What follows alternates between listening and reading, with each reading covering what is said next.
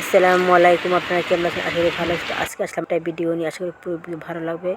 এখন এখানে প্রচুর বৃষ্টি হইতেছে, তো এখন লাঞ্চ টাইম, তো সব ছুটি দিতেছে। তো আজকে আমার রান্না বান্না একদম দেরি হয়ে গেছে, কারণ বৃষ্টি ছিল, তো রান্না বান্নার আলসি নাই। আর যেহেতু বদ্ধ ছিল, তো সেই ভিডিওটা কালকের ছিল, তো আমি সবই বদ্ধ ছিল, স্কুল সব বদ্ধ। তো রান্না বান্না ওরকম ঝামেলা নাই, তো কিছু শাক শাকগুলো রান্না করতেছি। আর এখন ওরকম রেগুলার ভিডিও দিতে পারি না, এখন মন মানসিকতা একদমই ভালো না।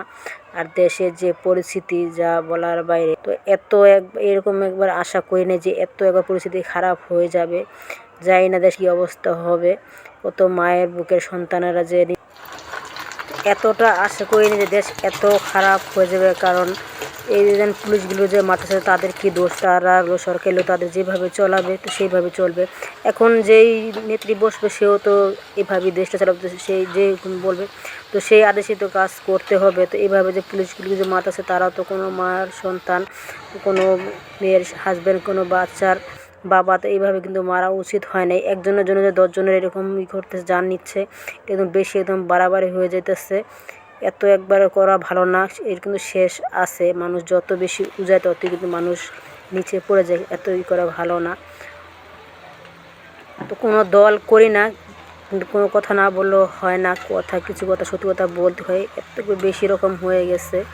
তো যা বলেছি কোনো ভুল টুল হলে মাফ করে দেবেন।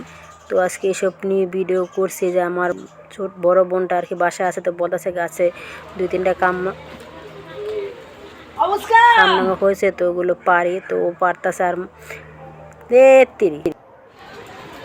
তো গাছের জিনিসে পাড়ার মধ্যে অন্যরকম, তো আমার বোন পারতেছে আর খুব খুশি হতেছে। আর মুসকান বলতেছে তো আমি একটু নেই।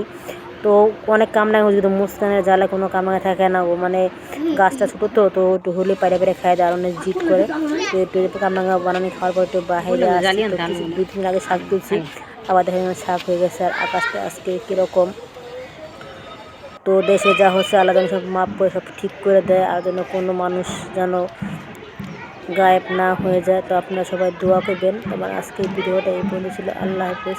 আমার ভিডিওটি ভালো অবশ্যই একটা লাইক দিবেন।